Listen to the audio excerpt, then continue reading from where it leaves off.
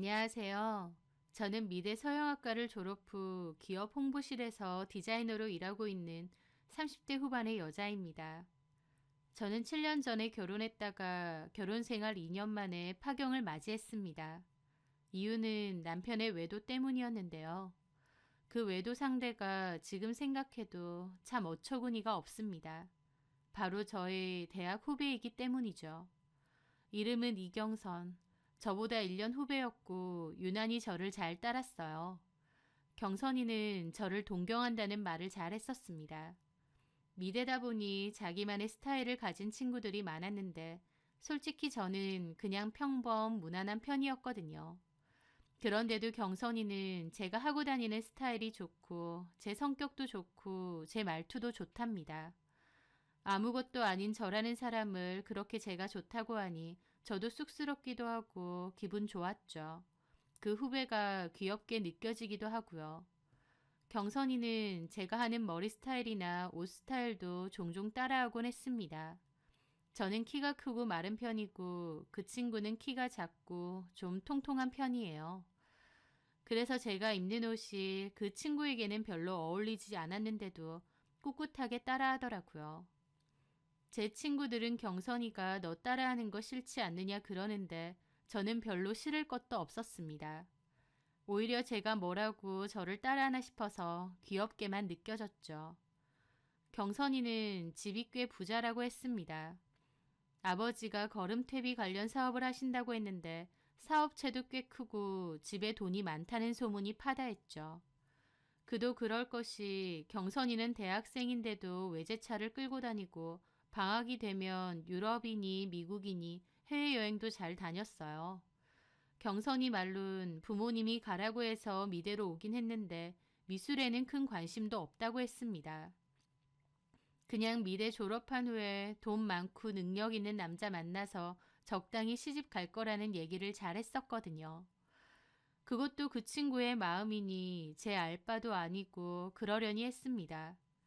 그렇게 선배인 저는 먼저 졸업을 했고 지금도 다니고 있는 기업의 홍보팀에 디자인 직무로 입사를 하게 되었습니다. 경선이는 휴학을 몇 번 해서 몇 년 뒤에나 늦게 졸업을 했었죠. 졸업 후에는 그냥 집에서 놀면서 어디 놀러 다니고 여행 다니며 지낸다고 하더라고요. 저랑 친구들은 우스갯소리로 돈 많은 부잣집 딸이라 먹고 살 걱정 없이 놀러 다닌다며 부럽다고 잘 그랬어요. 경선이는 졸업 후에도 저에게 곧잘 연락을 했고 한 번씩 따로 보기도 하고 모임처럼 다 같이 보기도 했습니다. 대학교 때는 제 스타일을 많이 따라했는데 나이가 들면서 본인만의 취향이 생겼는지 더 이상 저를 따라하지는 않았어요. 다만 외모에 심하게 관심이 많아졌는데 어느 날 한동안 연락을 안 하고 잠수를 타더니 갑자기 얼굴을 전부 다 성형하고 대학 모임에 나타났더라고요. 원래는 눈도 좀 작은 편이고 둥글둥글한 외모였는데요. 눈, 코, 턱, 손을 안 본 데가 없을 정도로 딴 사람이 돼서 나타났더라고요. 살도 다 뺐고요. 선배, 오랜만이에요. 어머 경선아, 너 너무 예뻐졌다. 못 알아볼 뻔했어. 정말요? 저 좀 괜찮아요, 선배? 너무 예쁘다. 꼭 연예인 같아. 제 칭찬에 경선이는 몹시 기분 좋아하더라고요. 선배도 오늘 예쁘시네요. 우아하고. 선배는 이런 우아한 옷이 참 잘 어울리는 것 같아요. 그래, 고마워. 저는 이상하게 선배가 하는 건 예전부터 다 좋아 보이더라고요. 사실 이런 것도 별로 비싼 건 아닐 텐데. 그쵸? 그 말에 저는 머쓱해서 웃었습니다. 비싼 건 아니지. 근데 선배가 입으면 비싸 보이니까 괜찮아요. 선배가 고르는 건 안 비싸도 다 좋아 보이니까. 경선이는 제가 하는 게 다 좋아 보인다는 얘기를 많이 했습니다. 그건 칭찬이잖아요. 그런 말 들어서 기분 나쁠 사람이 있나요? 하지만 나중에 알게 되었습니다. 저 말이 얼마나 소름 끼치는 말이었는지요. 저는 20대 후반에 3년 연애를 했던 남자친구와 결혼을 하게 되었어요. 좀 더 연애를 하고 싶기도 했는데 남자친구가 적극적으로 결혼을 하고 싶어 하면서 밀어붙였죠. 남친은 증권사에 다니고 있었고 연봉도 좋은 편이었습니다. 시부모님들도 다 좋으신 분들이었고 여유도 있으셨어요. 그래서 신혼집도 시댁에서 장만을 해주셨죠. 주변에선 다 저보고 결혼 잘한다고 그랬고 저도 그렇게 생각했습니다. 인물 좋고 능력 있는데 나만 바라보는 사랑꾼 남편, 경제적으로 여유도 있으면서 인자하신 시부모님, 여유 있게 시작하는 신혼생활까지 제 결혼 생활에는 아쉬운 부분이 없었고 저도 너무 만족했습니다. 다만 저도 일에 욕심이 있는 터라 아이는 좀 천천히 가지자고 했었죠. 그런데 결혼 생활 2년 차쯤 저는 회사 출장으로 3일 정도 홍콩에 다녀온 일이 있었어요. 늦은 시간에 입국을 했다 보니 너무 피곤해서 집으로 가서 빨리 쉬고 싶은 생각뿐이었죠. 그렇게 녹초가 되어 집에 온 저는 대충 씻고 침실로 갔습니다. 남편은 거실에서 축구 경기를 보다가 잠이 들어 있었는데 깨워도 안 일어나길래 놔두고 저 혼자 침실로 갔죠. 그런데 이불을 들추고 침대에 눕는데 뭔가 등 쪽에서 거슬리는 겁니다. 이게 뭐지 생각하며 일어나서 봤는데 저는 그 자리에서 5분 정도는 정지해 있었던 것 같아요. 왜냐면 그 자리에는 여자 귀걸이 하나가 떨어져 있었거든요. 그건 제 귀걸이가 아니었습니다. 얼마나 황당하고 기가 막히는지 그 귀걸이를 멍하게 보고 있었어요. 그런데 가만 보니 그 귀걸이는 일반적인 귀걸이가 아니었습니다. 귀를 뚫어서 넣는 일반적인 귀걸이가 아니라 원터치 귀걸이라고 귓볼에 끼우는 식의 귀걸이였어요. 귀를 뚫지 않았던가 알레르기가 심한 사람들이 쓰는 귀걸이였죠. 그런데 그 귀걸이를 보는 순간 머릿속에 한 사람이 확 떠오르는 겁니다. 바로 후배 경선이었어요. 경선이는 외모에 관심이 많아서 옷이며 액세서리도 잘 착용했는데 알레르기가 유독 심해서 귀걸이는 잘 못한다고 했었습니다. 금으로 된 귀걸이라고 해도 조금만 하고 있으면 진물이 난다고 했었죠. 그래서 귀걸이가 꼭 하고 싶으면 이런 원터치 형태의 귀걸이만 찬다고 했었거든요. 그 귀걸이가 경선이 거라는 보장은 없지만 이상하게도 그 귀걸이를 보는 순간 머릿속에는 경선이가 떠오르더라고요. 저는 이게 무슨 일일까 싶었습니다. 제 침대에서 낯선 여자의 귀걸이가 발견되었다는 것은 곧 남편이 낯선 여자를 침대에 끌어들였다는 이야기겠죠. 나 몰래 바람을 피고 있었구나. 그 생각을 하니 참을 수 없는 기분이 드는 겁니다. 저는 그 즉시 소파로 달려갔고 자고 있는 남편을 흔들었습니다. 남편이 비몽사몽 일어났고 저는 그 앞에 귀걸이를 들이밀었어요. 이게 뭐냐고 따졌고 남편은 처음엔 잠이 덜 깼는지 이게 뭐냐고 도리어 물어봤는데요. 제가 침대에서 발견됐다고 어떤 여자 거냐고 묻자 그제야 정신이 확 드는 얼굴이었습니다. 처음에는 자기는 잘 모른다며 당신 거 아니냐고 우기는 겁니다. 나는 이딴 귀걸이 쓰지도 않는다며 어떤 연인지 제대로 말하라고 했죠. 남편은 아니라고 펄쩍 뛰더군요. 침대에서 여자 귀걸이까지 나왔는데 무조건 아니라고 발뺌만 하는 겁니다. 참 기가 막혔죠. 저는 폰 꺼내라고 했습니다. 그랬더니 역지사지로 남의 폰을 왜 본다는 거야? 그럼 내 침대에서 외간 여자 귀걸이까지 나왔는데 아 그냥 귀걸이구나 하고 잠이나 계속 잘까? 나는 모르는 일이야. 자기 거 아니야? 자기 귀걸이 많잖아. 한 번만 더 같은 소리에 내가 내 귀걸이도 못 알아보고 이러겠어? 나는 이딴 귀걸이 안 쓴다고. 빨리 폰 내놔. 남편은 끝까지 궁시렁거리며 저를 흘겨보더라고요. 그러더니 그래 좋아. 폰 주는데 당신이 지금 애먼 사람 몰아세운다는 것만 알아도 나는 그 귀걸이가 뭔지도 몰라. 침대에 왜 있는지도 모른다고. 내 폰에 내가 바람 폈다는 증거 없으면 당신 어쩔래? 자신만만하네. 증거 다 지웠나 봐? 바람을 핀 적이 없는데 지우긴 뭘 지워? 됐고 일단 내놔. 내가 직접 볼 테니까. 남편은 저를 노려보며 폰을 내놨어요. 저는 남편의 폰을 샅샅이 뒤져보는데 진짜 철두철미하게 증거를 하나도 남겨놓지 않았더군요. 어쩐지 그렇게 큰 소리 치더라니 어이가 없었습니다. 제가 증거를 못 찾고 있으니 남편은 의기양양했어요. 그런데 이상하게도 자꾸 머릿속에는 경선이가 떠오르는 겁니다. 그 귀걸이가 경선이 거라는 보장이 없는데도 이상하게요. 지금 생각해보면 어떤 직감이었던 것 같습니다. 남편은 당당하게 증거 못 찾았으면 폰 다시 내놓으라고 하는데 저는 남편 폰에 경선이 폰 번호를 입력했어요. 그런데요, 참 기가 막혔습니다. 이 과장. 경선이의 폰 번호를 입력했는데 연락처에 이 과장이라고 뜨더라고요. 저는 어이가 없어서 실소를 터뜨렸죠. 이경선이 이 과장이야? 제 말에 남편 눈이 엄청 커지더라고요. 어떻게 알았나 싶은 얼굴이었죠. 저는 그 앞에서 보란듯이 통화 버튼을 눌렀습니다. 신호음이 가더니 경선이가 받더군요. 오빠, 이 시간에 웬일?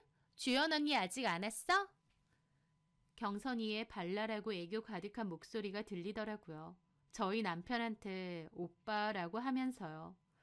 그 말에 저희 남편 얼굴이 잿빛으로 변하고 저는 너무 어이가 없어서 뒷목을 잡았습니다. 야, 이경선, 너 내 남편이랑 바람피니? 제 말에 경선이는 아무 말도 안 하더니 갑자기 전화를 탁 끊어버렸습니다. 제가 다시 거니까 전화기가 꺼져 있다고 하더라고요. 남편은 뭐라 변명을 할까 싶은 얼굴로 눈알만 굴리고 있는데 저는 이게 무슨 개떡 같은 상황인가 싶어 실소만 나오더라고요. 언제부터야? 이경선이랑? 남편은 아무 말도 안 했습니다. 그래, 아무 말 하지 마. 그냥 이혼 소장 보낼 테니까 그런 줄 알고. 제가 그렇게 말하고 일어나려고 하자 남편은 저를 붙잡더라고요. 잠깐만. 다 얘기할게. 한 번만 봐줘. 그럼 솔직하게 다 말해. 언제부터냐고. 언제부터 내 후배년이랑 연락했고 집에까지 불러서 뒹굴었냐고. 제 말에 남편은 낭패 가득한 얼굴로 이경선이랑 언제부터 붙어먹었는지 실토했습니다. 저는 제 핸드폰 갖고 와서 녹음 버튼 켰고요. 그렇게 얘기를 듣는데 배신감에 치가 떨리고 온몸이 사시나무처럼 떨려오더라고요. 남편과 이경선의 관계는 저희 결혼 전부터였던 겁니다. 제가 결혼 준비하면서 대학 친구들과 후배들이 모이는 자리에 남편을 소개해 준 적이 있어요. 그 자리에는 당연히 이경선도 와 있었고요. 밤 늦게까지 다 같이 술을 마시다가 헤어졌는데 저는 알지도 못하는 사이에 이경선과 남편이 눈이 맞았던 겁니다. 남편의 표현으로는 이경선이 적극적으로 남편을 꼬셨다는 거예요. 다른 것도 아니고 결혼하는 것 때문에 지인들에게 소개해주러 온 자리인데 그 자리에서 와이프 될 사람 후배와 눈이 맞는다는 게 말이 되나요? 미친 거죠. 그리고 이경선도 마치 작정이나 한 듯 그날 저희 남편에게 들이대고 꼬시고 연락처까지 받아냈다는 겁니다. 그 후에 따로 연락하고 회사 앞까지 찾아오고요. 결혼식 한 달 앞두고 연락처를 준 남편도 미친놈이고 친한 선배의 예비 신랑한테 작정하고 연락처를 줬다는 그년도 미친 거죠. 남편은 모든 걸 다 솔직하게 말했으니 한 번만 봐달라는데 도저히 참을 수가 없어서 귀싸대기를 날렸습니다. 그리고 방문 잠그고 밤새도록 울었어요. 행복했던 내 결혼 생활이 이렇게 박살이 나는구나. 다 끝났구나 하면서요. 친한 후배와 남편에게 이렇게 제대로 배신을 당할 수도 있구나. 나한테 이런 일이 생길 수도 있구나 싶더군요. 저는 남편의 녹취를 바탕으로 지체 없이 이혼 소송과 위자료 소송을 준비했습니다. 같이 살던 집에서는 바로 제 짐 챙겨 나왔고 이 사실을 안 저희 부모님도 화가 머리끝까지 나서 시부모님과 남편에게 전화해서 대판 따졌죠. 그 집에선 미안하다, 잘못했다 그랬지만 이게 미안하다고 그냥 덮고 갈 문제인가요?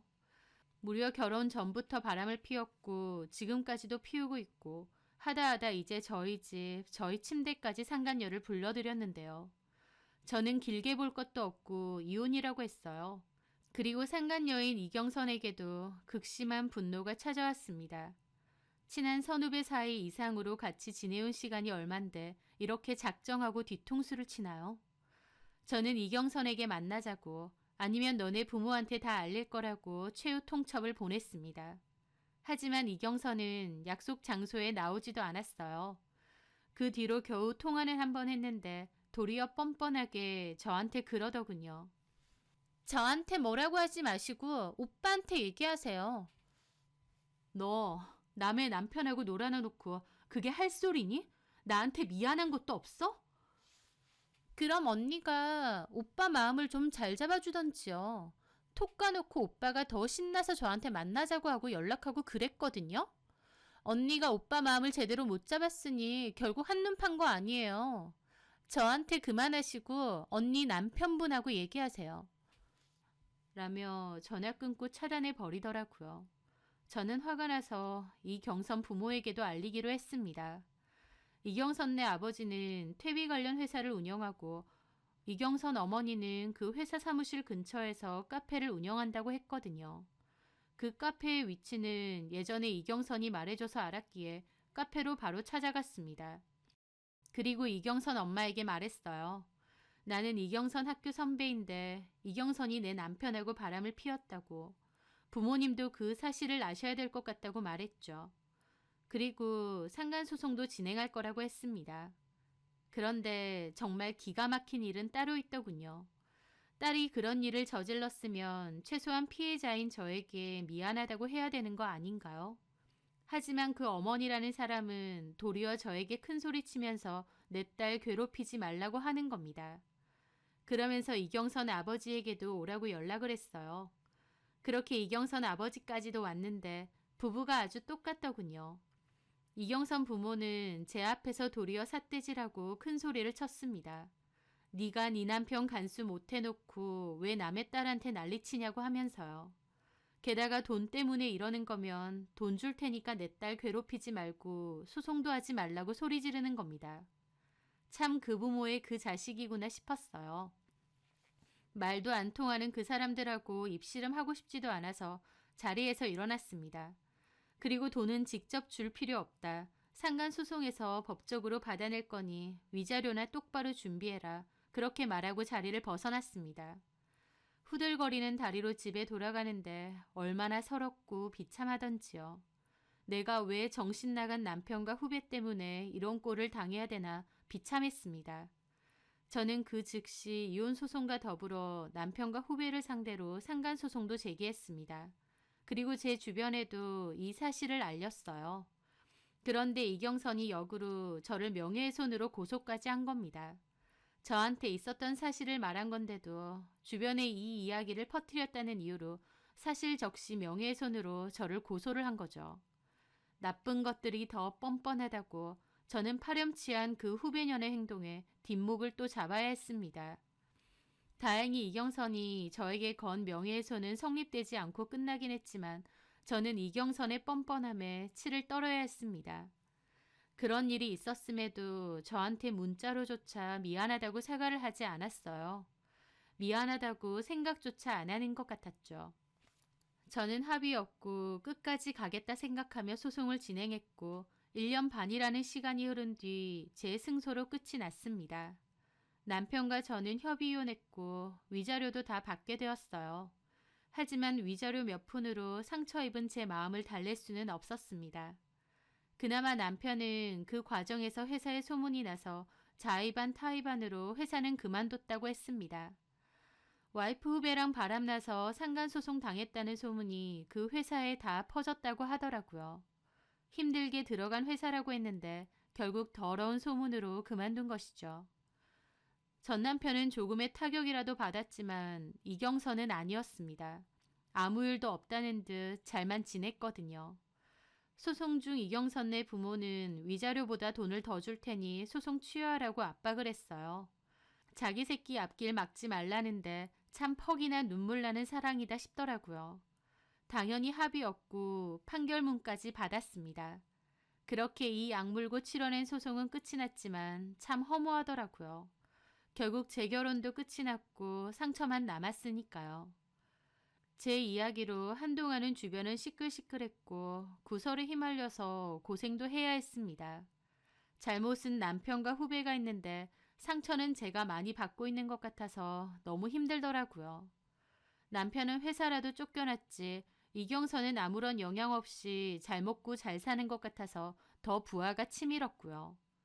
모든 소송이 끝이 나던 날 부모님은 저에게 다 잊고 털어내라고 하셨어요. 저도 그냥 잊어내고 털어내야 내가 산다는 건 알았습니다.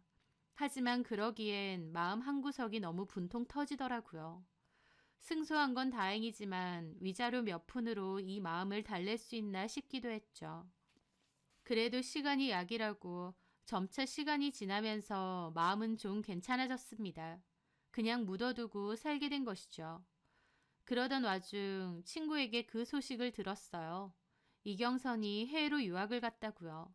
말이 유학이지 걔가 공부를 하는 것도 아니고 그냥 도피성으로 떠난 것 같았습니다. 남의 가정을 파탄시켜놓고 본인은 아무 일 없었다는 듯 유학이라니 참 기가 막혔어요. 저는 이경선이 불행하기를 바라는 것 말곤 할 수 있는 일이 없을 줄 알았어요. 그런데요. 그런데 그 후 저는 손 하나 대지 않고 코를 풀듯 이경선을 벌주게 되었습니다. 그 일이 있던 날 저는 옷을 신경 써서 입고 화장도 곱게 했어요.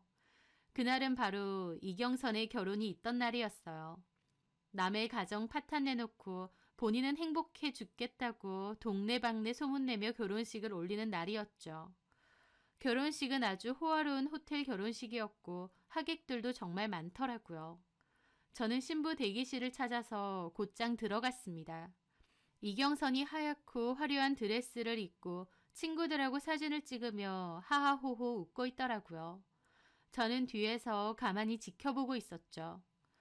사진기사가 기다리는 저보고 사진 찍을 거냐고 해서 찍어달라고 했습니다.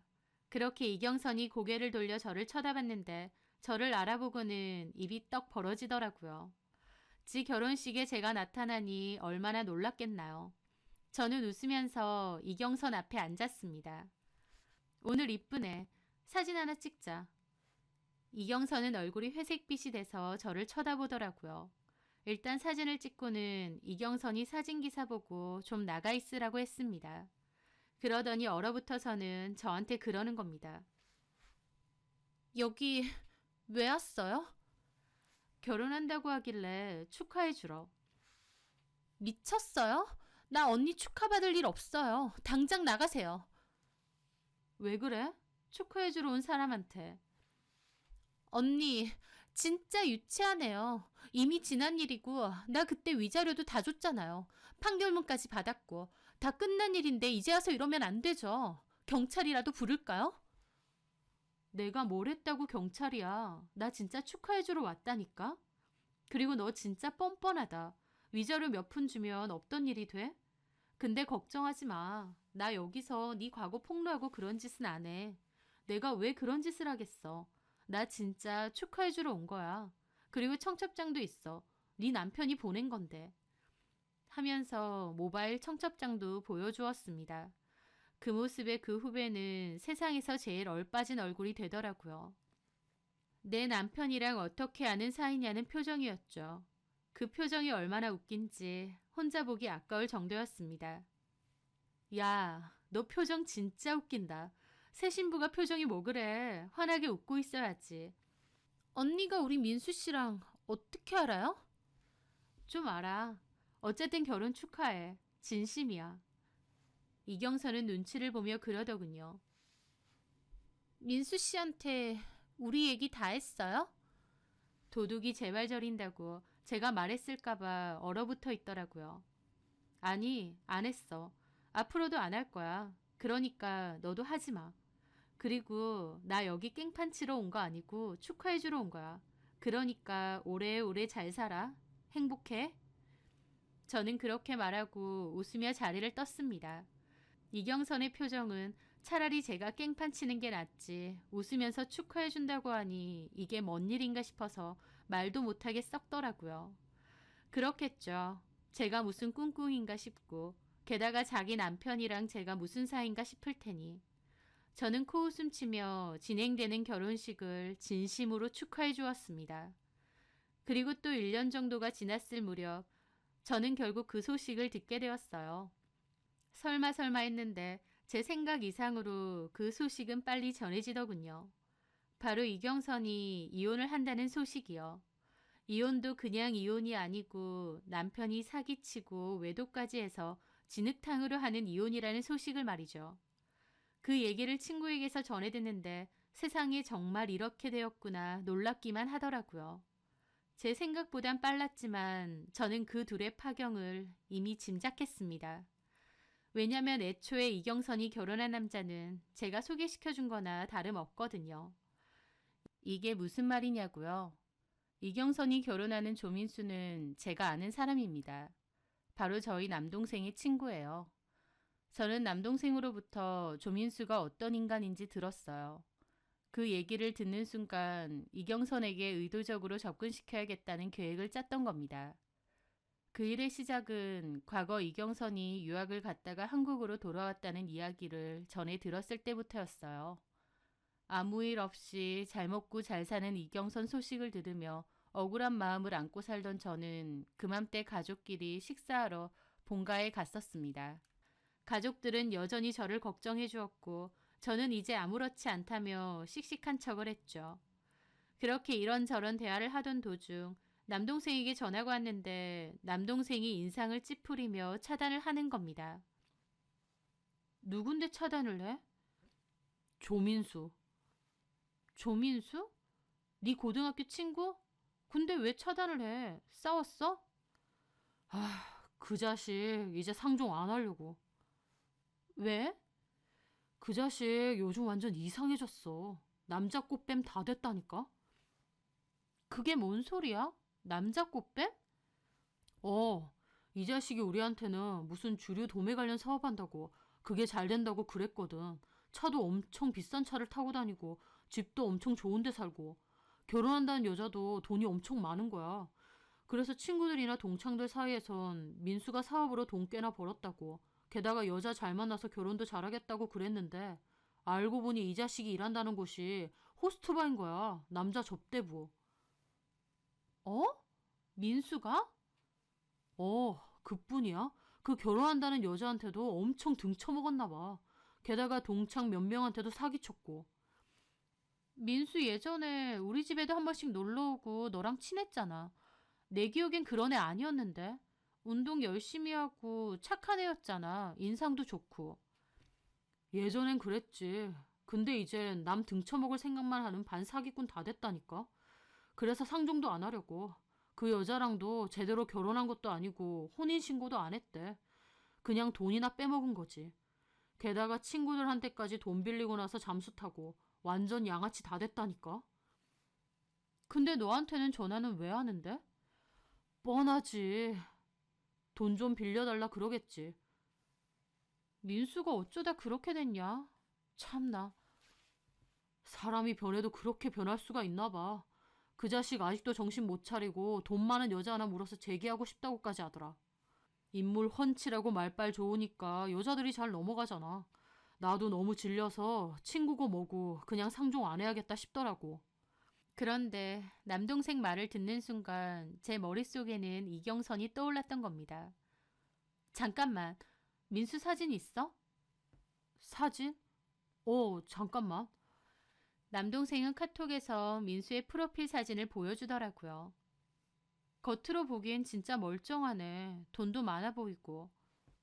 차도 엄청 비싼 거 끌고 다녀. 그래봤자 예전에 그 여자한테서 뜯어먹은 거겠지만. 민수가 여자들한테 인기는 엄청 많은가 보다. 그러니까 그런 일도 하겠지. 인물 좋은 데다 운동도 했어서 덩치도 좋고 게다가 말빨도 얼마나 좋은지 어리숙한 여자는 딱 꼬이기 좋겠더라고. 저는 민수의 사진을 보며 복수를 결심했습니다. 이게 될지 안 될지는 모르는 일이지만 그래도 미끼 정도는 던져보고 싶더라고요. 민수한테 여자 한 명 소개시켜주고 싶은데. 뭐? 누나 미쳤어? 얘 선수라니까. 누구 인생 말아먹을 일 있어? 얘가 작정하고 꼬시면 안 넘어가는 여자가 없어. 그러니까 적당히 집에 돈 있어서 민수가 솔깃할 만한 여자가 하나 있거든.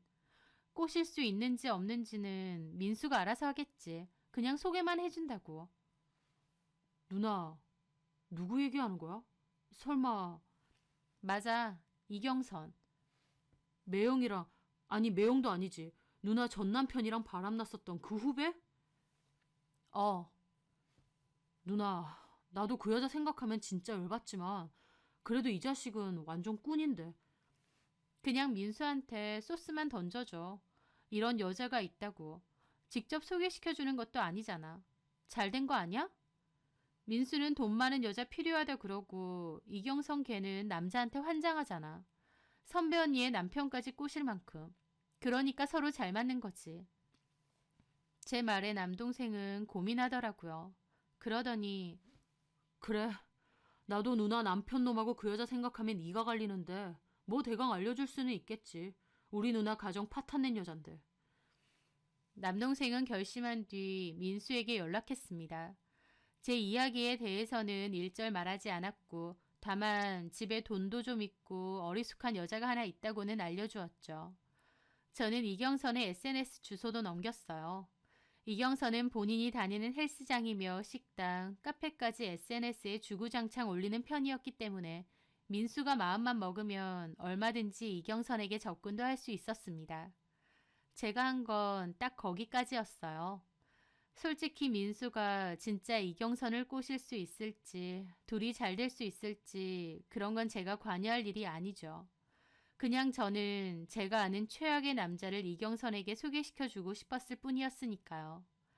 남동생 통해서 들었는데 그쪽 남자 꽃뱀들 사이에선 결혼까지 하는 게 작업의 끝이라고도 하더라고요. 한마디로 결혼까지 해서 여자 돈을 쪽쪽 빼먹는 게 그 사람들의 목표라 그거죠. 민수가 어떤 인간인지 저는 남동생에게 들어 알기 때문에 그들의 결혼 생활이 결국 해피엔딩이 아니라는 것은 짐작하고도 남았죠. 그런데 생각보다 더 빨리 그 결혼은 파탄이 났습니다.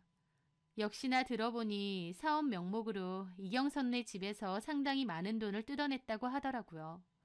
당연히 민수가 정상적인 사업가가 아니다 보니 제대로 된 투자금도 아니었고 조민수 개인 돈으로 다 탕진을 했다고 합니다. 도박도 하고 유흥도 하고 만나는 여자들 명품도 사주고 아주 골고루 안 좋게 잘 썼나 보더라고요. 이경선이 조민수에게 갖다 바친 돈만 정확히 액수는 몰라도 몇 억은 된다고 하더라고요. 돈만 날렸겠나요? 조민수는 이경선과 결혼 생활을 하는 도중에도 몰래 술집에 접대부 출근도 하고 다른 여자 손님과 밖에서 따로 만나기도 했었답니다. 결국 그 사실을 이경선에게 걸렸다고 하고 이경선네 집에서 조민수 상대로 소송까지 걸었다고 하더라고요. 소송 걸면 뭐하나요? 뱉어낼 것도 없이 아주 탈탈 털었었다는데. 한마디로 그 짧은 결혼 생활 도중 이경선은 조민수에게 제대로 빨대 꼽혀 살았던 겁니다. 이경선은 결혼 초반엔 SNS에 들어가 보면 너무 행복하다, 우리 자기가 세상에서 제일 멋지다 등등 하루가 멀다 하고 행복한 사진을 잔뜩 올리더라고요. 그때까진 신혼의 단잠에 푹 빠져 있었던 것 같습니다. 그런데 시간이 지날수록 점차 사진을 안 올리더니 나중에는 아예 SNS까지 비공개로 닫아버린 겁니다. 아마 조민수의 실체를 알아채고 이혼 한 해 만에 소리가 나왔을 때겠죠. 저도 건너서 듣는 거긴 하지만 몸싸움도 있었고 진짜 생진흙탕 싸움이 따로 없더라고요.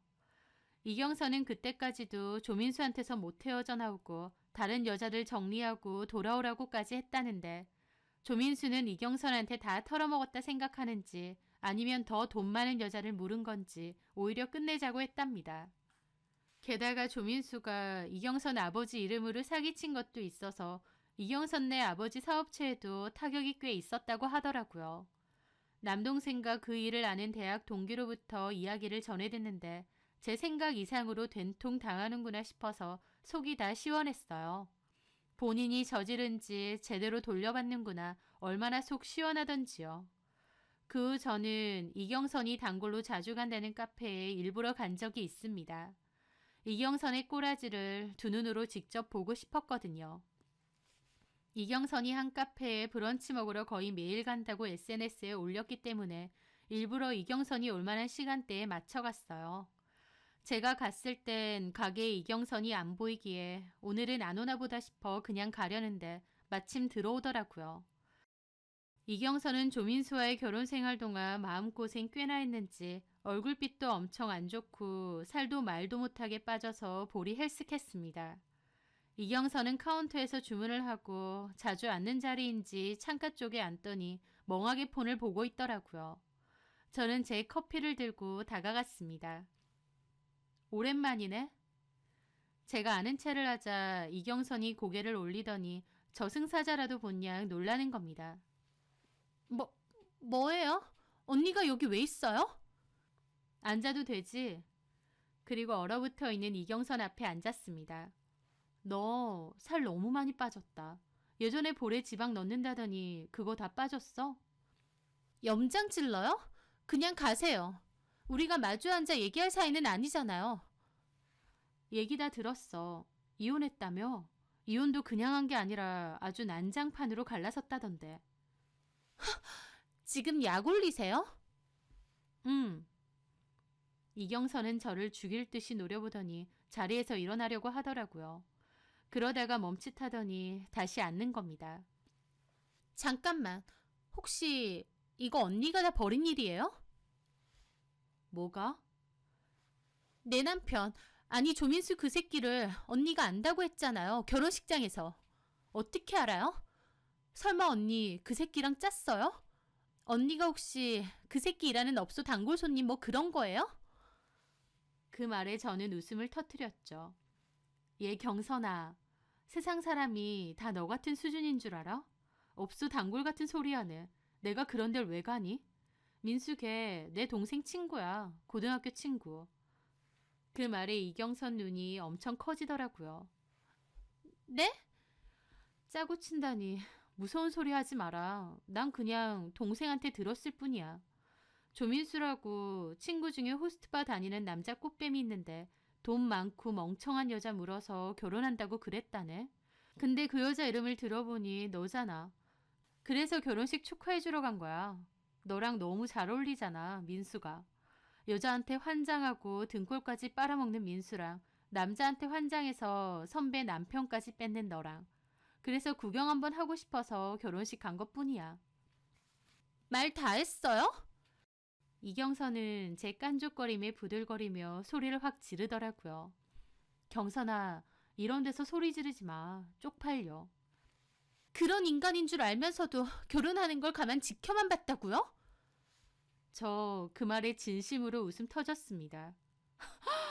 얘 진짜 웃기네. 그럼 내가 말려야 돼? 내가 왜? 네가 나한테 무슨 짓을 저질렀는데 내가 그걸 왜 말려주고 있어야 돼? 너 내 남편이랑 바람나서 내 가정 파탄낸 상간녀야. 잊었어? 네가 지옥불로 들어간다고 하면 박수 쳐서 환영할 사람이 나야. 내가 미쳤다고 너를 말리겠니? 그 인간이 나한테 한 건 사기야. 당신은 사기를 방조한 거고. 뭔 소리야. 내가 너랑 조민수랑 사기라고 갖다 붙였니? 니들이 서로 좋아서 결혼해놓고 뭔 개떡 같은 소리야? 남 탓하지 마. 그리고 경선아, 그러게 네가 잘 좀 하지 그랬어. 민수 마음 꽉 붙들어서 사기 좀 못 치게 하지 그랬니? 이경선이 저에게 했던 말 저도 똑같이 되갚아 주었습니다. 언니 남편 마음 좀 잘 붙들고 있지 그랬냐는 말, 그 말을 똑같이 되갚아주고 싶었거든요. 야! 저는 이경선 얼굴에 냉커피를 확 끼얹었습니다. 야? 내가 상대해주니까 만만해 보여? 예전에 내 남편하고 바람났을 때 그때 내가 이걸 너한테 끼얹었어야 되는데 네가 니네 부모 뒤에 숨어 있어서 못했네. 이경선 거의 울듯이 저 노려보더라고요. 저는 코웃음 치고 일어났습니다. 꼬라지 구경 잘했다. 나는 이만 갈게. 살면서 다시는 보지 말자. 저는 그렇게 가뿐한 기분으로 집으로 돌아갔습니다.